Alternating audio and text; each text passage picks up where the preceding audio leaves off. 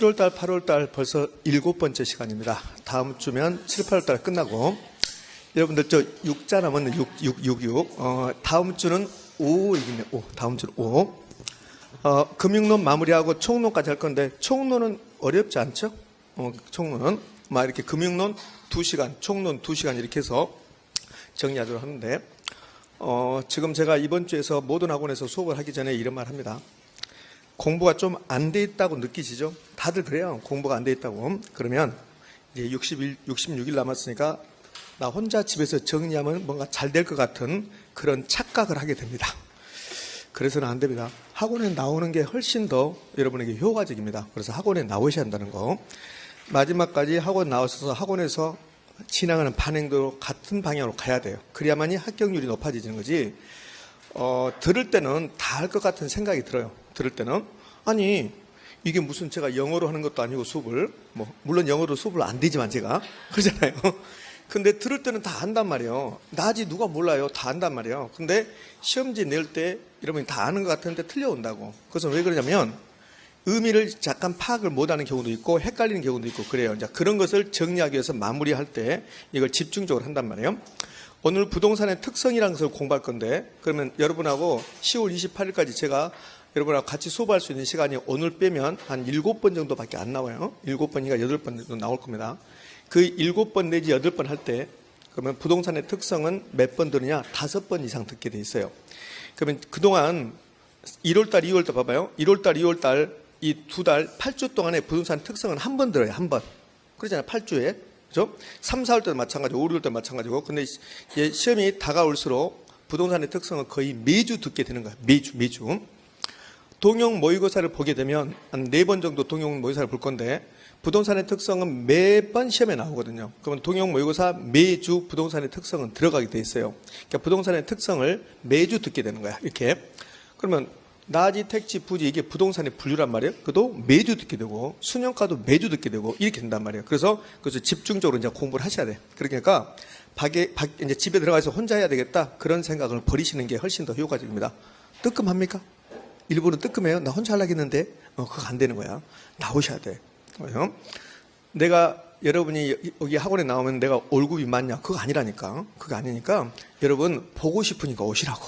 이렇게. 자, 제가 말한 말이 무슨 말인지 아실 겁니다. 그렇게 하시고 이제 공부 시작할 겁니다. 금융론 지난주에 어디까지 했냐면 금융론 저당 상환 방법까지 했어요.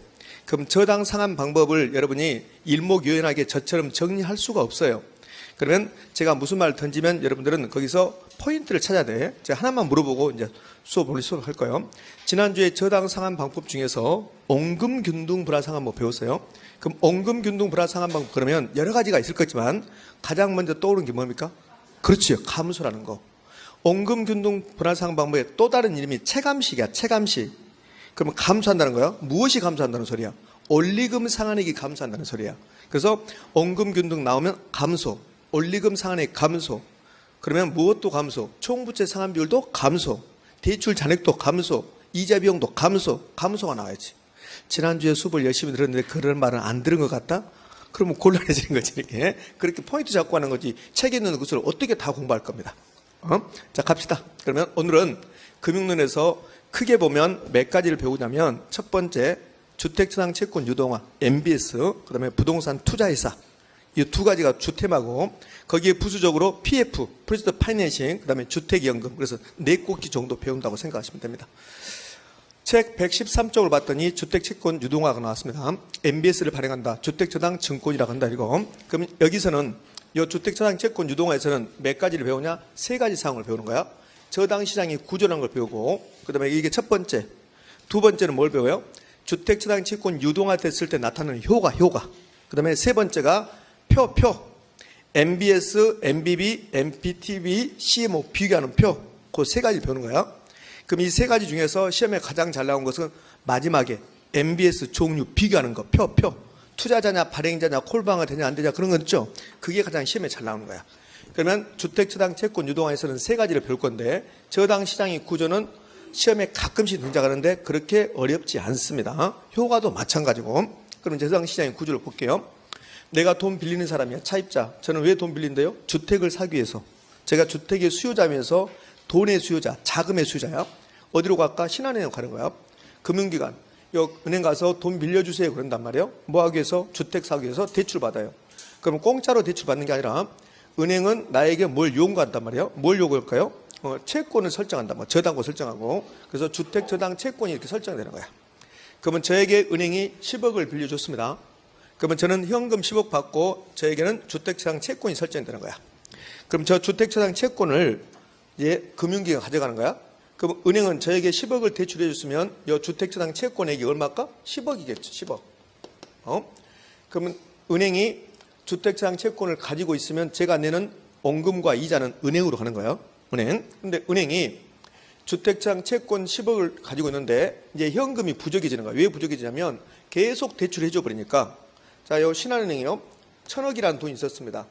이 1,000억을 가지고 주택담보대출 해주는데 저 같은 사람에게 1억, 10억씩 대출해주면 몇 명이면 끝나요? 100명이면 끝나. 100명이면? 그럼 이제 현금은 없어지죠. 그럼 현금이 없어지는 것을 학문적으로 유동성 위험에 빠졌다고 그래요. 유동성 위험에. 근데 이 1,000억 채권이 생기는 거죠. 현금 1,000억 나가고 1,000억 채권이 생기면 그 1,000억 채권을 팔 수 있다 없다? 있다. 그걸 채권 유동화라고 그래요. 그럼 채권을 팔면 뭐가 들어온다? 현금이 들어오는 거야. 그러면 금융기관이 자신들이 가지고 있는 주택장 채권을 팔겠다는 소리요. 사는 사람을 투자자라고 해요. 팔아요. 팔았습니다. 그러면 직접 매각했어. 그럼 매각하면 뭐가 들어올까? 현금이 들어오는 거야. 그러면 여기까지가 유동화야. 그러면 이렇게 할 수 있죠. 주택저당 채권 유동화란 금융기관이 보유하고 있는 주택저당 채권을 팔므로써 금융기관이 현금을 확보하는 것이다. 맞습니까? 그러면 이제 여기가 저당시장의 구조를 배우고 있는데 여기서 잠시 멈추고 주택시장 채권이 지금 유동화됐습니다. 팔았죠. 그럼 나타나는 효과. 효과가 가장 시험에 안 나와요. 효과는 이 은행 입장에서는 현금을 확보했네. 현금을. 그러면 은행은 유동성이 증가했다고 해요. 현금이 유동성이니까. 유동성이 증가했습니다. 이렇게 한다고. 그럼 유동성이 증가하면 반대로 유동성 위험은 증가할까 감소할까? 감소해요. 유동성 위험을 감소한다. 예전에 이걸 냈단 말이에요. 10년 전, 15년 전에는 주택저당 채권이 유동화되면 은행의 유동성이 증가한다, 유동성 위험이 감소한다. 이걸 냈단 말이에요. 이게 효과예요, 효과. 근데 이렇게 바꿔서 내죠. 주택저당 채권이 유동화되면 은행의 유동성은 감소하고 유동성 위험은 증가한다. 반대로 낸단 말이에요, 반대로. 의미하셨죠? 근데 요즘은 이 말을 잘 안 내요. 그럼 이 유동성이 증가했단 말을 요즘은 어떻게 내냐면 은행의 대출기간에 현금 여력이 확대됐다고 그래.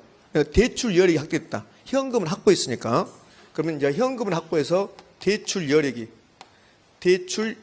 대출할 수 있는 힘이 증가했다 이렇게 한다고.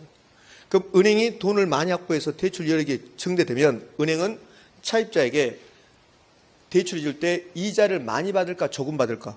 조금 받지. 현금이 많으니까. 그럼 대출 이자율이 떨어질 수 있죠. 그러면 차입자는 대출 기회가 확대되는 거고, 그다음에 여러 가지 상품으로 대출 받을 수 있는 거고, 그럼 차입자는 대출 받았으면 그 돈 가지고 주택시장 달려가서 주택을 살 수 있는 기회가 확대되는 거고, 그러면 전체적으로 보면 주택 경기를 조절할 수 있는 거고, 지금 제가 하는 말이 주택저당 채권 유동화됐을 때 나타나는 효과입니다. 그럼 효과는 긍정적으로 나타나요? 부정적으로 나타나요? 긍정적으로. 긍정적으로. 이렇게. 자, 여러분이 돈을 지금 100억이 있다 그러면, 그러면 이 재산이 100억이야. 그 재산이 100억인데 현금 100억하고 채권 100억하고는 상대도 안 되게 현금 100억이 더 많은 돈입니다. 내가 채권 100억을 가지고 있어요. 근데 만기가 앞으로 3년 남았어요. 근데 그 3년 후에 그 채권이 종이떼기가 될 수도 있습니다. 그렇죠? 그러니까 똑같은 재산 100억을 가지고 있는데 현금 가지고 있으면 그게 실제로 재산입니다. 근데 채권 가지고 있으면 그것은 가짜 재산이야. 왜? 채권이 부실화될 수 있으니까. 그러면 은행이 저에게 10억 주택상 채권을 설정했는데 제가 안 갚아버려요.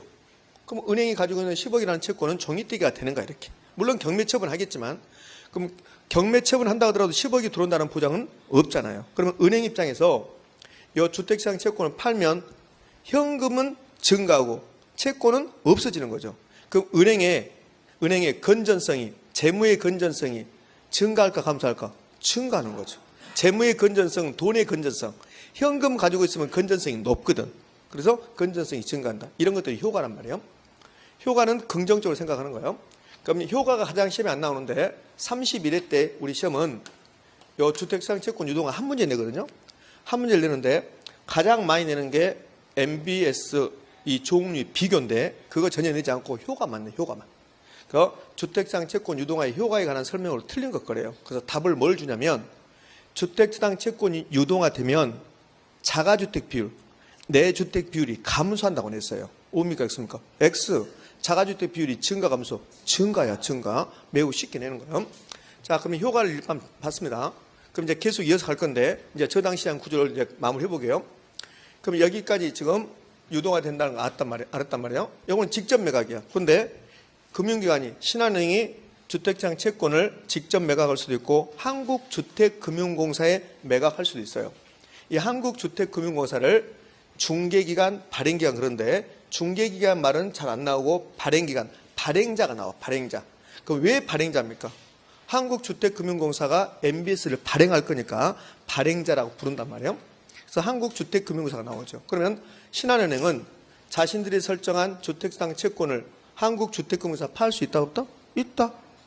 그럼 팔면 이렇게 팔면 신한은행으로 이렇게 팔면 신한은행으로 현금이 이렇게 들어오는 거야. 그럼 신한은행 입장에서는 직접 매각을 하든 한국주택금융공사 매각하든 현금 들어오는 것은 다 똑같아요. 이제 저당시장의 구조를 거의 완성이 됐습니다. 이제 이렇게 됐는데 이걸 나눠요.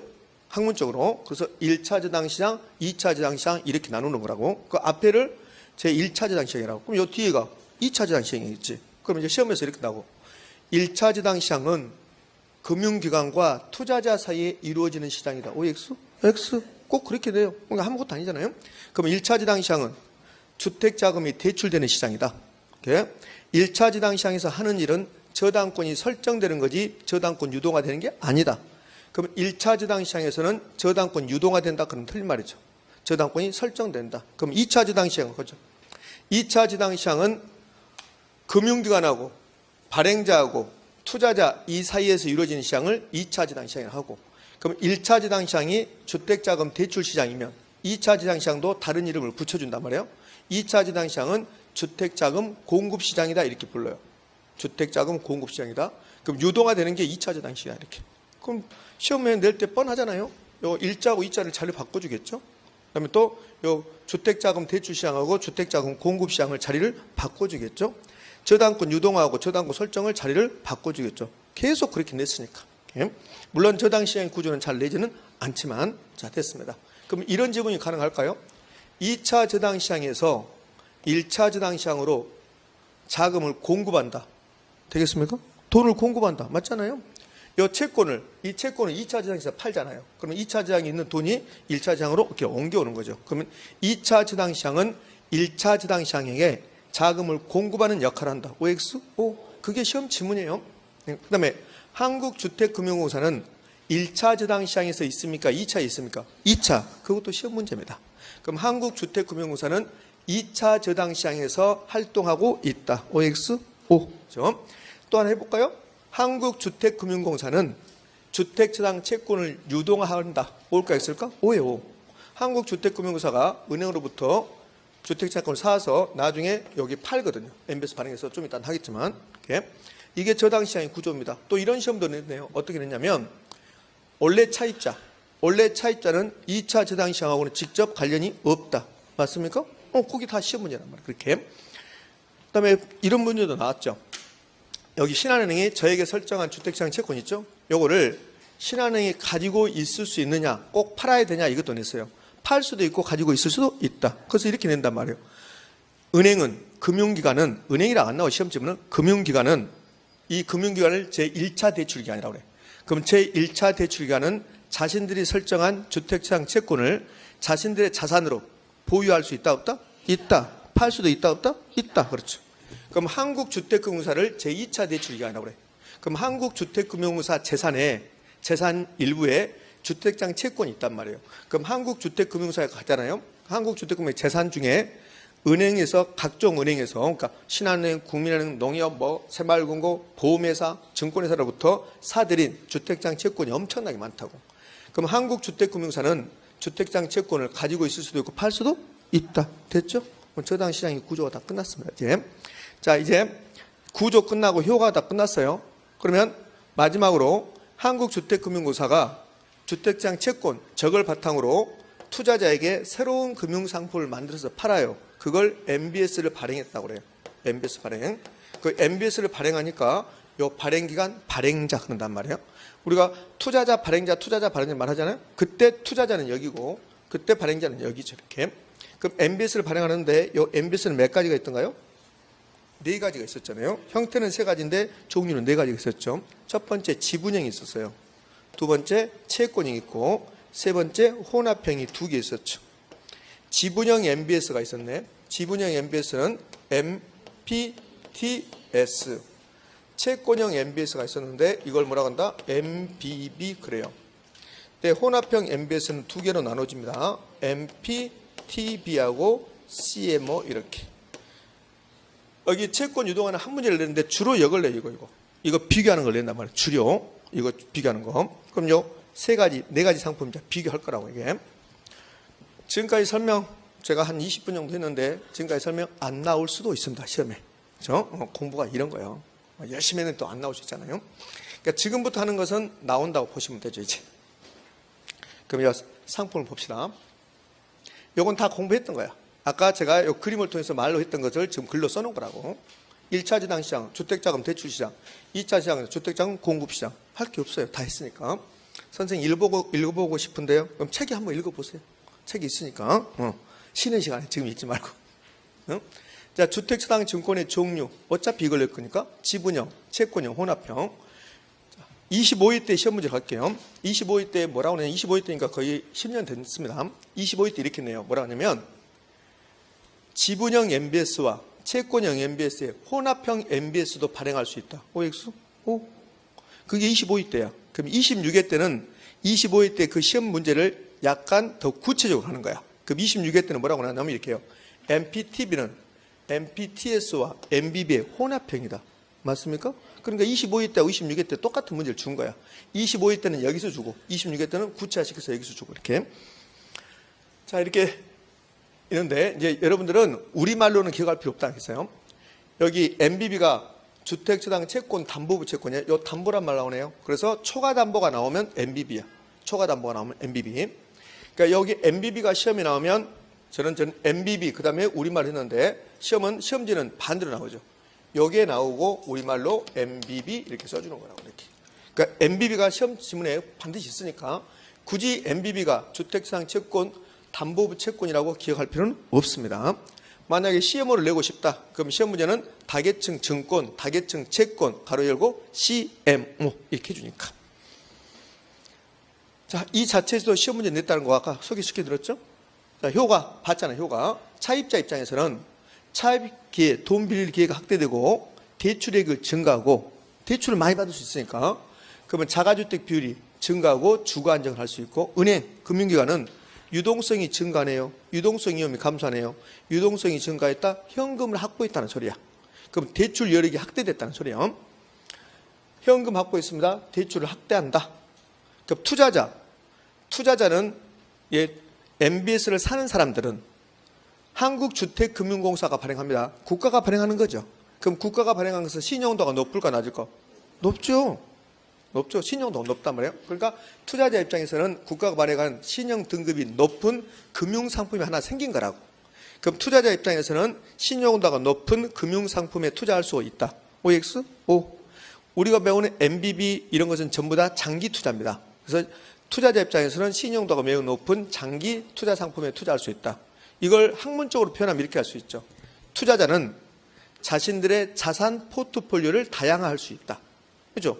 MBS라는 상품이 생겼으니까 그 상품이 없으면 포트폴리오 구성이 다양하지 않을 텐데 MBS라는 상품이 생김으로써 매우 신용도가 높은 자산에 투자할 수 있다. 포트폴리오 구성을 다양화할 수 있다. 이렇게 되는 거죠. 포트폴리오 구성을 다양화할 수 있다. 이렇게.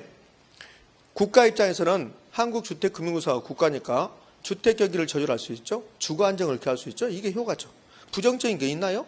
없네. 다 긍정적이네. 그렇게 하면 되잖아요. 제가 효과가 나오면 다 이해할 필요 없이 긍정적이냐 부정적이냐 이렇게 지금 이야기하고 있거든요. 그러면 다음 주에 효과가 여러 개 나와. 다음 주에는 왜 효과가 여러 개 나올까요? 다음 주는 정책론을 배워요. 그럼 정책론은 이런 정책을 펴면 그럼 어떤 효과가 나타납니까? 그렇죠. 지역지구제의 효과는, 임대료 규제의 효과는, 임대료 보조의 효과는, 조세 세금세가 부과되면 세금이 부과되면 어떤 효과가 나타납니까? 정책은 전부 다 효과란 말이에요. 그래서 임대료 규제 그러면 무슨 효과가 나타난 거야? 긍정적, 부정적, 부정적 이렇게 했잖아요. 세금이 부과되면 긍정적, 부정적, 부정적 이렇게 하겠잖아요. 그럼 여기도 마찬가지입니다. MBS가 발행되면 효과는 다 긍정적입니다. 긍정적. 그렇게 마무리. 이제요. 본격적으로 이 네 가지 상품을 비교할 건데 여기 봅시다. 여러분들 이 별 건데 가지 말고 책을 보면 너무 가니까 너무 힘들다. 책을 보면 표가 나와 표. 그 표에서 보면 몇 가지 사항을 비교하냐면 여러 가지 사항을 비교한단 말이에요. 그런데 여러 가지 사항을 비교하는데 어디까지가 시험에 잘 나오냐면 투자자 발행자 이렇게 써진 부분 있죠. 그 부분까지가 시험에 잘 나와요. 그러면 책 114쪽에 거기 MBS 유형이라고 나오는데 네 가지 상품을 비교하는데 저기상한 위험까지가 시험에 잘 나와요. 그 밑에 콜방어, 초과담보 이런 거 있죠.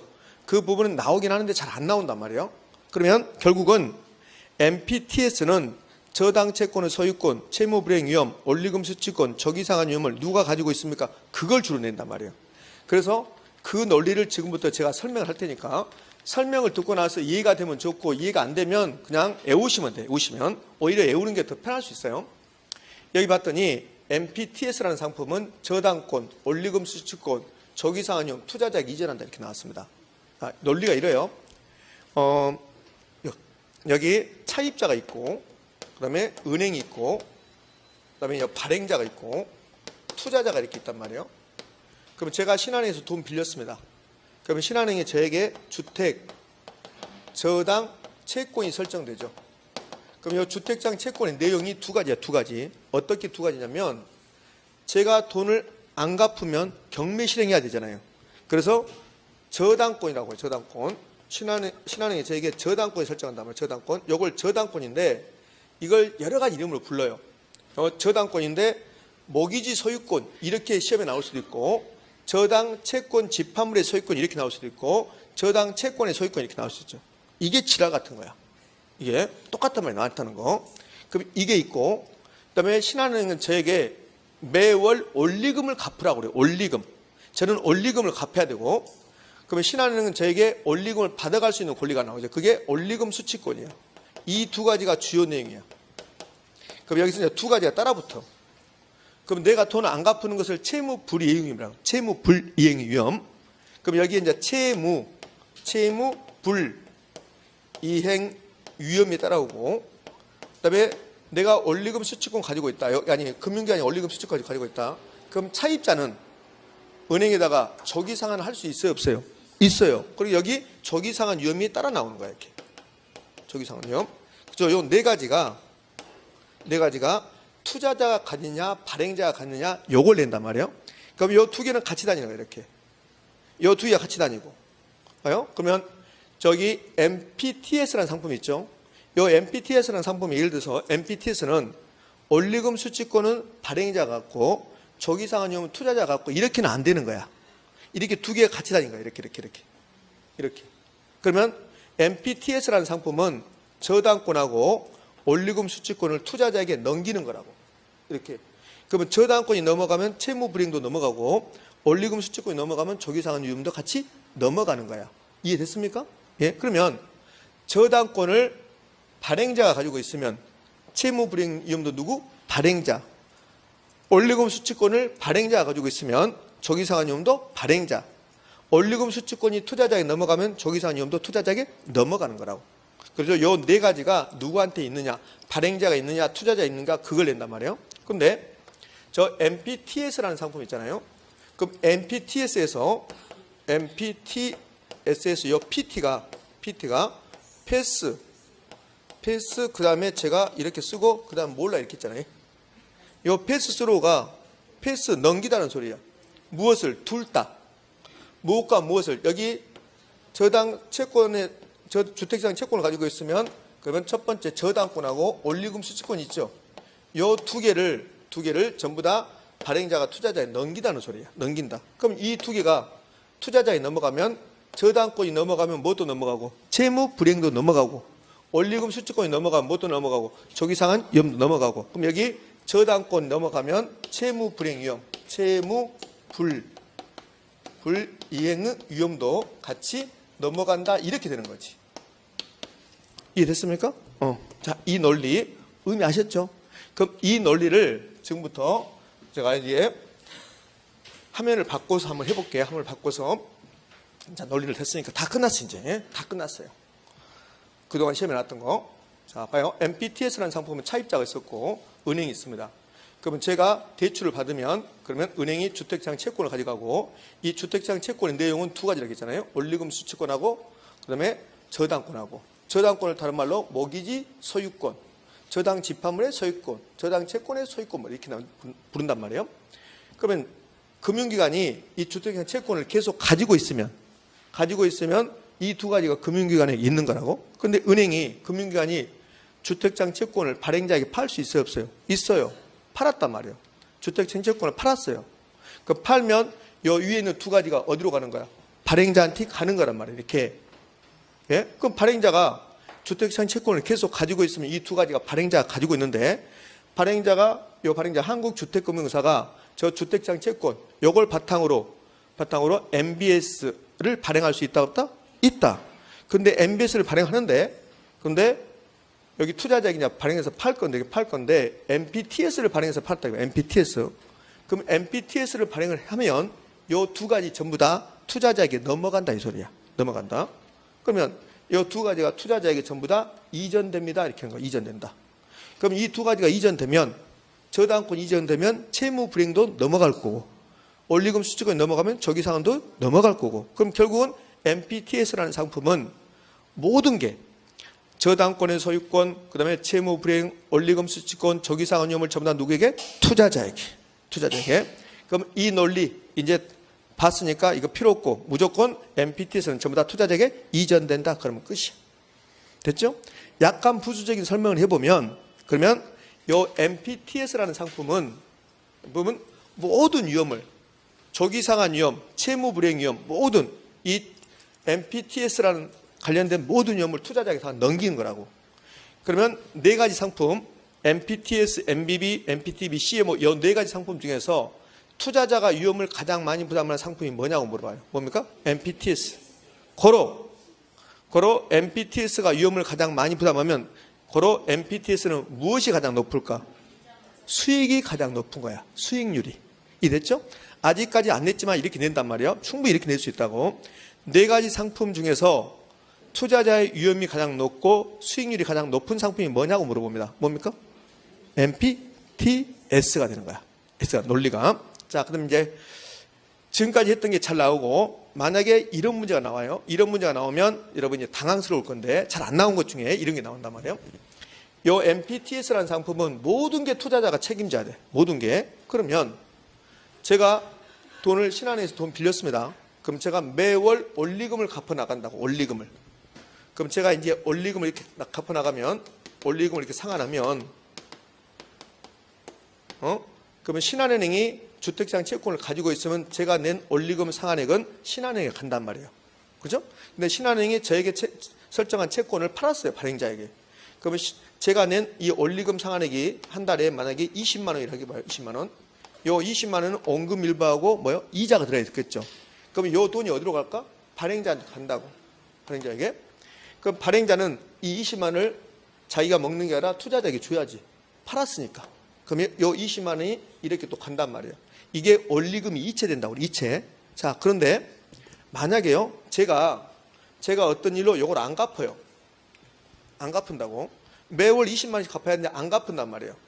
그럼 안 갚으면 그럼 발행자가 투자자에게 20만 원을 줘야 될까 안 줘도 될까? 안 줘도 돼요. 안 줘도 된다고. 제가 지금 채무 불이행했죠. 채무 불이행? 그러면 요 MPTS라는 상품은 채무 불이행 위험을 누가 부담해요? 투자자가 부담하잖아요. 그러니까 발행자가 안 갚아도 된다는 거야. 이해됐나요?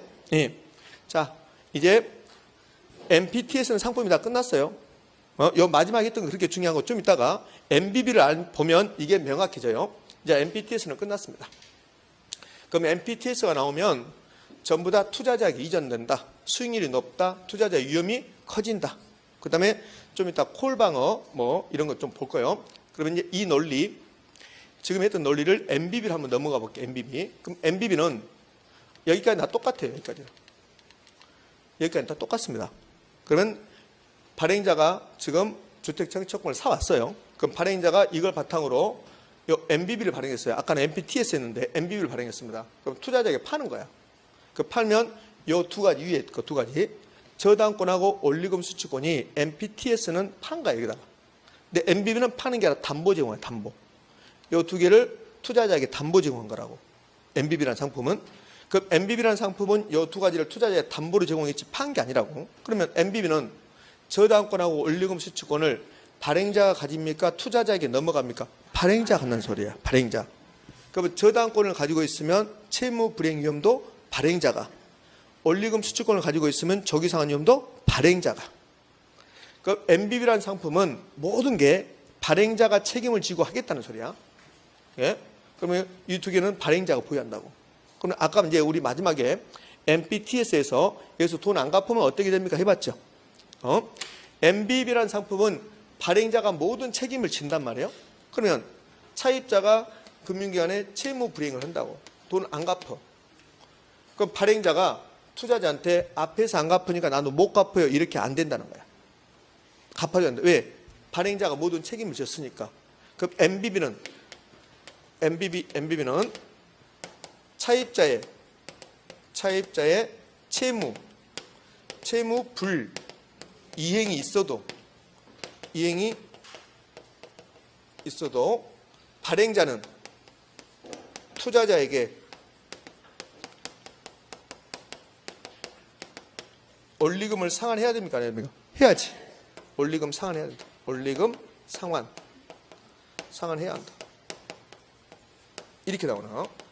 왜? MBB라는 상품은 발행자가 모든 책임을 지기로 했으니까 그런단 말이에요. 이런 지문은 잘 안 나오는데 일단 나오기는 했지 한번. 그러니까 이런 지문은 잘 나오지 않고 그동안은 많이 나오는 게 저당권은, 저당 집합물의 소유권은, 채무 불이행 위험은, 조기상환 위험은, 원리금 수취권을 누가 갖습니까? 이런 걸 낸단 말이에요. 이렇게. 그럼 MPTS라는 상품과 MBB는 정반대로 생각하시면 돼요. 요거는 전부 다 누구? 투자자. 요거는 발행자. 이렇게. 됐어요. 요거. MBB는 발행자가 모든 책임지기 때문에 앞에서 채무 불이행이 있다 하더라도 발행자는 투자자에게 원리금을 상환해야 된다. 이렇게. 자, 이제 막바지로 갑니다. 별것도 없잖아요. 이거 머릿속에 쓴 사람도 있고 지금 쓴 사람도 있고 그러는데 다 알 걸로 생각하고 화면을 넘기겠습니다. 여러분의 동의를 득한 다음에 넘겨도 됩니까? 그래. 넘깁시다. 자, 이제 MPTB를 봅시다. MPTB든 CMO든 전부 다 이 논리는 여기까지 똑같아요. 똑같습니다. 자, 발행자가 주택청약 채권을 사왔어요. 그런데 발행자가 투자자에게 뭘 발행하냐면 저 MPTB를 발행해요. 네, 투자자에게 팝니다. 그 MPTB에서 이 PT가 뭐라고 했습니까? 페이스로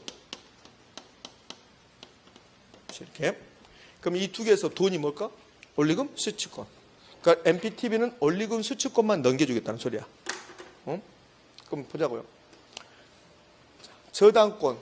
저당권은 발행자가 가지고 있고 보유하고 원리금 수취권만 투자자에게 이전된다. 그게 MPTB라고. MPTB. 그러면 MPTB라는 상품은 저당권을 발행자가 가지고 있으면 무엇도 발행자가 부담할까? 채무 불이행이요. 채무 불이행 위험도 발행자가 부담하죠. 그럼 원리금 수취권을 투자자에게 이전했으면 조기상환 위험도 누구에게 간다? 투자자에게. 조기상환 위험도 투자자에게 넘어가는 거죠. 이해됐죠? CMO도 마찬가지입니다. CMO도 이렇게. 32회 때 이걸 내요. 32회 때 이제 답을 이거 준단 말이에요. 그러니까 MPTB가 가장 안 나와. 가장 안 나오는데 32회 때는 MPTB에서 답을 줘요. 뭐라 했냐면 이렇게 나와요. 주택처당 채권 유동화, 주택처당 증권에 관한 설명이 다 틀린 것 그래. 틀린 것 그러면서 뭐라 하냐면 MPTB는 채무 불이행 위험은 투자자가 부담하고 조기상환 위험은 발행자가 부담한다 이렇게 냈다고. 그럼 뭡니까 있습니까? X 이렇게 됐네. 이제 CMO라는 상품을 좀 볼게요. CMO. 혹시 그러면 CMO 그러면 생각나는 말 있나요? CMO. 계층. CMO 계층, 트렌치 이런 말 나온다고. 자, 그럼 이제 CMO 봅시다. CMO는 한국주택금융공사가 주택시장 채권 1,000억이라는 돈을 가지고 있어. 그럼 이 주택시장 채권 가지고 이 1,000억 가지고 CMO를 발행한단 말이에요. 그러면 CMO의 특징은 이 1,000억을 나누는 거 이렇게 분할하는 거야. 분할. 그럼 1,000억이라는 돈을 몇 개로 분할해서 이제 계층이라고 부르는 것을 만들어. 이제 계층. 트렌치 계층을 만든단 말이에요. 그래서 계층 1, 2, 3 이렇게 요 마지막에 4가 아니라 Z입니다. Z. Z가 이제 마지막 트렌치, 마지막 계층이라는 소리예요. 그다음에 만기. 우리가 지금 공부하는 것은 채권이야. 채권. 채권은 만기가 있는가요? 주식은 만기가 없고. 그러니까 만기가 이렇게 있단 말이에요. 그러면 CMO를 내가 사면 내가 이자 수익을 확보한다고. 그래서 CMO 발행하면서 이자율이 있는 거야. 이자율 이렇게. 그래서 이자율이 이렇게 주어진다고. 그러면 CMO라는 상품은 자, 왜 이렇게 만드냐면 제가 돈이 100억이 있어요. 100억이 있는데 MPTS, MBB, MPTB 이렇게 금융상품에 투자하고 싶은데 제가 100억 가지고 저는 3년만 투자하고 싶어요. 3년만. 그러니까 만기 3년짜리를 사고 싶은 거야. 그래서 한국주택금융공사에 저 같은 사람을 위해서 3년짜리를 만들어주는 거라고. 그럼 제가 5년만 투자하고 싶다. 그럼 5년짜리를 만기 5년짜리를 만들어주는 거야. 그게 CMO야.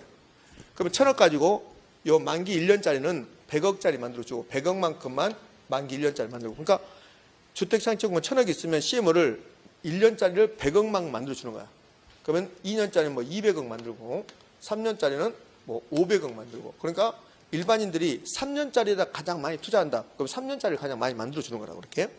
그러면 나머지 이제 200억은 마지막 20년짜리 이렇게 만들어주는 거라고. 그럼 나는 3년 투자하고 싶다. 그럼 요거 사면 되죠. 이렇게.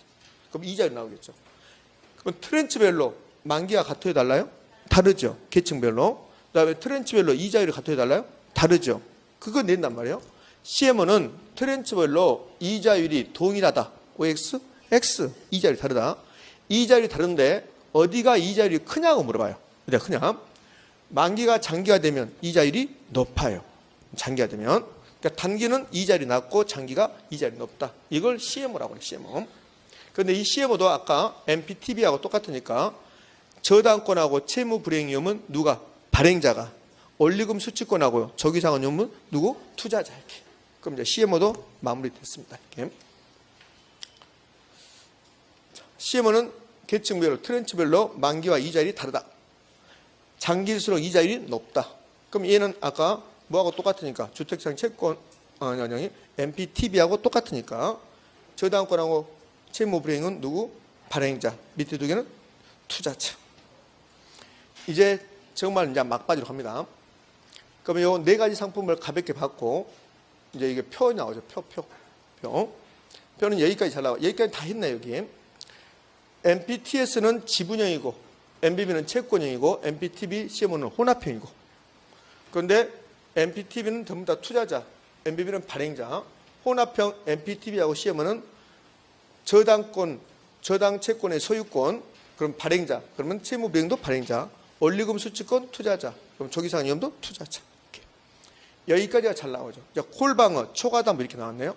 수익률은 가볍게 봤는데 요 네 가지 상품 중에서 수익률이 가장 높은 게 어디입니까? MPTS. 요 MBB는 투자자가 위험을 부담하지 않고 발행자가 다 부담해요. 그러면 네 가지 상품 중에서 투자자가 위험을 가장 적은 부담한 게 MBB. 그럼 수익률도 가장 낮죠. 그럼 굳이 수익률을 따진다면 얘가 수익률이 가장 높고 1번이고, 요게 4번이고, 요게 뭐 공동으로 2번 이렇게 할 수 있겠죠. 이렇게. 원리금 이체는 아까 봤죠. 원리금 이체는 요 MPTS에서는 가고 이렇게 했잖아요. 예? 그런데 MBB는 앞에서 안 온다 하더라도 다 줘야 된다 했죠. 그게 원리금 이체. 자, 이제 콜방어 초과담보. 초과담보부터 해볼게요. 초과담보는 요 MPTS라는 상품은 초과담보가 있을 수가 없어요. MPTS는 발행자가 있고 여기 투자자가 있는데 MPTS는 발행자가 투자자에게 요 MPTS는 발행자가 투자자의 모든 것을 넘기는 거야. 그럼 MPTS는 원리금 수취권도 넘어가고 그다음에 저당권도 넘어가고 다 넘어간단 말이에요. 요 발행자가 MPTS를 발행할 때 주택 저당 채권, 주택 저당 채권이 있었을까 없었을까? 있었겠죠. 요 1,000억이라는 돈이 있단 말이에요. 이걸 전부 다 투자자에게 넘겨버린 거라고, 팔아버린 거라고 그렇게. 그런데 MBB라는 상품이잖아요. 요 MBB라는 상품은 요걸 넘기는 겁니까? 담보 제공입니까? 담보. 그럼 MBB는 얘를 넘기는 게 담보 제공이야. 담보. 그럼 MBB는 이런 뜻이라고. 어떤 뜻이냐면 MBB는 내가 여러분에게 1,000억짜리 담보를 제공할 테니까 제가 800억 빌려줄래? 이렇게 하는 거야. 이렇게. 그러면 제가 여러분에게 1,000억짜리 담보 제공하고 1,000억 빌려주라고 하면 여러분 빌려준다 안 빌려준다? 안 빌려준단 말이에요. 그래서 MBB라는 상품은 주택장 채권액이 1,000억인데 MBB 발행액이 1,000억보다 클까 작을까? 작아요. 그걸 초과담보를 한단 말이에요. 그걸 초과담보. 그러면 이 네 가지 상품 중에서 초과담보 있냐 없냐를 물어보면 물론 앞에 두 개 잘 나오고 뒤에 두 개는 잘 안 나오지만 초과담보가 없는 것이 딱 하나 있어요. MPTS만 초과담보 없어요. 나머지 전부 다 초과담보 있는 거고. 자, 콜방어. 콜방어가 끝나면 이제 마무리 될 거니까. 자, 콜방어가 무슨 말이냐? 초과담보가 뭐 있냐 없냐는 내긴 하는데 잘 내지 않는다. 그럼 어디서 잘 내는다? 여기서 거의 끝난단 말이에요. 여기서. 그럼 이제 콜방어, 초과담보 이런 거 할 건데, 자, 콜방어 뜻을 좀 보게요. 뜻. 지금까지 콜방어가 무슨 뜻입니까? 이것을 지문에서 낸 적이 없단 말이에요. 그럼 콜방어는 어떤 게 콜방어냐면 여기 이제 발행자가 있고 투자자가 있는데, 그러면 이 발행자가 투자자에게 MPTS를 발행했어요. 그럼 MPTS를 발행하면 적이상한 위험은 누가 부담해요? 투자자가. 그러면 투자자가 적이상한 위험을 부담한다고. 위험 부담. 그럼 적이상한 위험 투자자가 부담한단 말은 발행자가 투자자에게 적이상한 하면 투자자가 그것을 받아들여야 된다는 소리야. 된다. 자, 그러면 이 발행자가 투자자에게 뭐라 하냐면 콜에 콜 행사한다고 그래. 콜 부른다 이 말이에요. 왜 불렀을까? 왜 불러? 이렇게 한단 말이에요. 돌아가는 사람 왜 불러? 요 콜을 행사한다 이 말이 적이상한 하겠다는 소리예요. 적이상한 하겠습니다 이렇게 하는 거예요. 예? 적이상한다. 자, MPTS 만기가 20년이야. 20년. 그러면 투자자는 MPTS를 삼으로써 20년 동안 이자 수입이 목적이었다고. 근데 발행자가 만기가 20년짜리인데 그러면 적이상한 않고 계속하면 발행자는 투자자에게 20년 동안 계속 이자를 줘야 돼. 이자. 근데 발행자가 투자자에게 20년 되기 전에 3년 만에 다 갚으겠다. 채권 주라. 내가 돈 다 갚으겠다. 이렇게 한 거야. 이게 적이상한이야. 그럼 적이상한하는 게 콜을 행사한다고 그래. 그러면 적이상한이 돼버리면 이 투자자는 앞으로 남은 17년 동안 이자를 확보할 수가 없죠. 그래서 이제 콜을 했으니까 이 콜 방어는 적이상한 하지 마세요. 이렇게 방어하는 거야. 이게 이제 콜이 적이상한 하겠다는 소리고, 그럼 투자자가 발행자에게 그에게 콜 방어는 이 콜 방어란 것은 적이상한은 안 됩니다. 이거는 적이상한을 방어하는 거야. 적이상한 방어. 적이상한 하지 마세요. 이 뜻이라고 이렇게. 네? 그럼 여기서부터 이제 생각해야 돼. 자, 그럼 이제 콜 방어는 누가 하는 거야? 투자자가 발행자에게 하는 거야. 투자자가 발행자에게 콜 방어를 하는 거야. 그럼 콜 방어는 적이상한 하지 마세요. 이렇게 막는 거라고. 그럼 콜 방어 할 수 있다. 그 콜 방어가 된다. 그러면 적이상한 못하게 막아버린 거고, 콜 방어 못한다. 그럼 적이상한 못하게 못 막는 거고. 그럼 콜 방어가 안 되면 그럼 투자자가 적이상한 받아들여야 되는 거고, 콜 방어를 하면 적이상한 못하게 막아버리는 거고. 그런데 MPTS라는 상품은 적이상한 위험을 누가 부담해요? 투자자가 부담하는 거야. 그러니까 MPTS라는 상품을 사는 투자자는 처음부터 적이상한 들어오면 그것을 받아들여야 된다는 소리야. 됐죠? 그럼 MPTS라는 상품은 발행자가 투자자에게 콜 적이상한 한다고 들어오면, 전화로 오면, 그럼 투자자가 전화 끊어 이렇게 할 수 없다는 거야. 자기가 받아들여야 되니까. 이해됩니까? 그래서 MPTS라는 상품은 콜방어 된다 안 된다? 안 된다는 거야. 안 된다. 그럼 여기 유심히 한번 보면 이 위에 적이상한 있죠? 콜방 위에 적이상한 있죠? 그 적이상한하고 이 콜방어가 연결돼 있어요. 조기상환 위험을 투자자가 부담한다. 그럼 투자자가 조기상환을 받아들여야 된다는 소리야. 그러면 콜방을 할 수 있다 없다? 없다. 이거 굉장히 힘들어한다고. 아무것도 아니라니까. 봐봐, 생각해봐요. 요거 다 생각하지 마. 생각하지 말고 생각해봐요. 여기 발행자가 투자자에게 MBS를 발행했어요. MPTS를. 그럼 MPTS를 발행하면 누가 조기상환 부담해요? 투자자. 이 말의 뜻이 무슨 뜻이냐면 발행자가 투자자에게 조기상환하면 그것을 투자자가 그냥 받아들여야 된다는 소리야. 조기상환 하지 마세요. 못 막는다는 소리야. 뭔다? 그러면 MPTS를 발행했는데 발행자가 투자자에게 콜을 행사하면 조기상환 한다면 투자자는 그것을 받아들여야 되지 못 막는다는 소리야. 못 막는다. 콜방 안 된다. 그러면 투자자가 조기상환 위험 부담은 콜방 안 되는 거야. 봐봐요. 여기 봐요. 투자자가 조기상환 부담은 콜방 안 되는 거라고. CMO도 투자자가 조기상환 부담하는 거야. 그러니까 콜방은 원칙적으로 안 되는 거라고. 이렇게? 그러면 발행자가 조기상환 부담하는 게 지금 MBB 유일하거든요. 그 발행자가 조기상환 부담한다 이 말은 요거에 MBB를 발행한다고 봐요. 그럼 MBB를 발행했습니다. 그럼 MBB는 이 조기상환 위험을 누가 부담해요? 발행자가 부담해요. 조기상환 위험을 발행자가 부담한단 말이에요. 그럼 MBB 사는 투자자는 처음부터 위험을 부담하지 않아요. 그래서 수익률이 낮은 걸 산 거야. 위험을 안 부담하고. 그럼 분명히 MBB는 발행자가 조기상환 위험 부담하기로 했거든요. 그런데 MBB 발행자가 투자자에게 조기상환 하겠다고 부르면 투자자가 화를 내는 거지. 야, 네가 부담한다고 했잖아. 근데 왜 나 넘겨? 조기상환 할 수 없어. 콜방 할 수 있다 없다? 있다.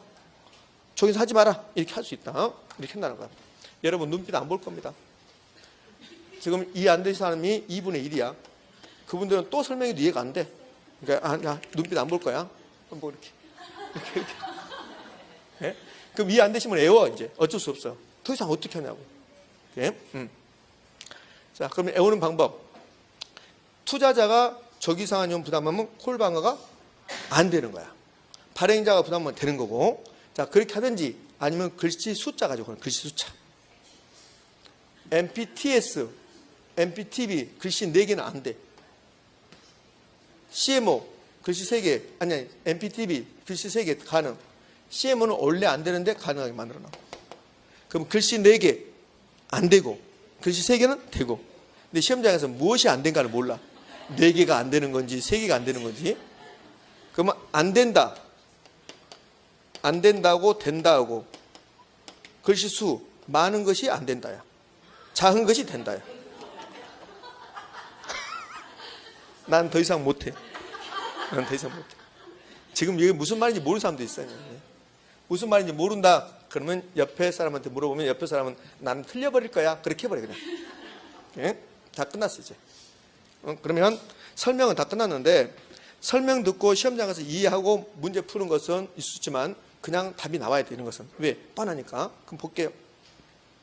제가 여기 4가지 상품 비교하는 거 나오면 뭐 투자자가 다 나왔는데 이거 나왔는데 이게 나와야 된다 했죠. 이게 MPTS가 나오면 G2XX라고 지분형, 투자자, XX 콜방 안 된다, 초과담보 없다. 그러면 요 MPTS가 나오면 머릿속에 G2XX, G2XX 지분형, 투자자, 콜방 안 된다, 초과담보 없다. 그러면 MBB는 반대거든.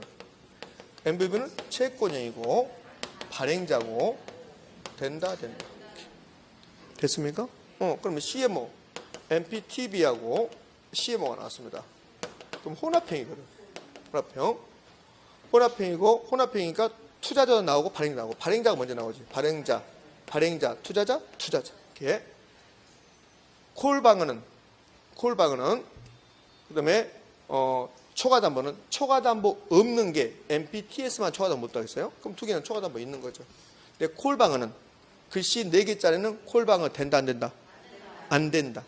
글씨 3개는 원래 안 되는데 시험은 원래 안 되는데 장기 투자는 가능하게 만들었다. 끝. 여기서 벗어나면 이제 어쩔 수 없는 거고. 자, 그 표 설명했던 거. MPTS 우리말로 이렇게 부르고 지분형 초과담 없고 투자자에게 조기상환 위험 부담, 이자율 부담 전부 다 넘어가고 콜방어 불가능하고 미실현되고 MBB 발행자 그다음에 채권형 전부 다 발행자에게. 자, 이게 초과담보야. 주택시장 채권액은 1,000억인데 MBB 발행액은 800억이다. 이게 초과담보. 오케이? 콜방은 가능하다. CMO 볼까요? CMO. 총 발행액을 1,000억을 몇 개의 계층 트렌치로 구별하고 만기와 이자율이 같다 다르다? 다르다. 원칙적으로 콜방어 안 되는데 장기 투자자는 콜방어가 가능하게 만들어놨다. 됐습니까? 됐네 이렇게. 자, 이게 주택시장 채권 유동화에 관한 내용입니다. 이렇게. 책 115페이지까지 정리됐습니다. 자, 마무리 해볼게요. 여기에 관련해서 무조건 그 표가 가장 중요해요. 표가. 그래서 기본은 MPTS가 나오면 G2XX. 자, 마지막으로 하나만 더 해볼게요. 여기 이제 이거 하는 거.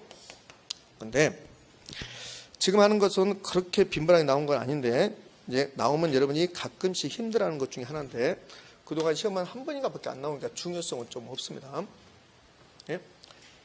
여기 주택 채권 유동화에서 수익률이 3개 나와. 3개.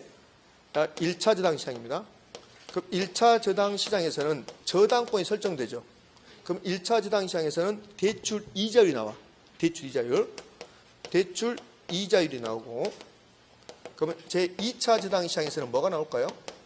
2차 저당 시장에서는 무엇이 나올까? MBS 수익률이 나온다고. 2차 저당 시장에서 MBS가 발행되니까. 그다음에 투자자 나와. 투자자 나오고 여기서는 투자자 요구 수익 나와. 투자자 요구 수익을. 그러면 자 이렇게 된다고 봐요. 투자자 요구 수익률이 10%야. 근데 요 MBS 수익률이 여기에 8%예요. 그럼 투자자가 이거 사요, 안 사요? 안 사지. 투자자 요구 수익 10%인데 그럼 투자자의 요구 수익이 10이면 MBS 수익률은 투자자 요구 수익보다 더 높아야 돼요. 그래야 사겠지. 그다음에 MBS 수익률보다 대출 이자가 높아야 돼요. 이렇게 됐을 때 주택시장 채권 유동화가 활성화돼요. 아주 중요한 건 아닙니다. 이렇게 됐을 때 활성화된다. 이 순서가 돼야만이 MBS 유동화가 활성화돼. MBS가 활성화된다.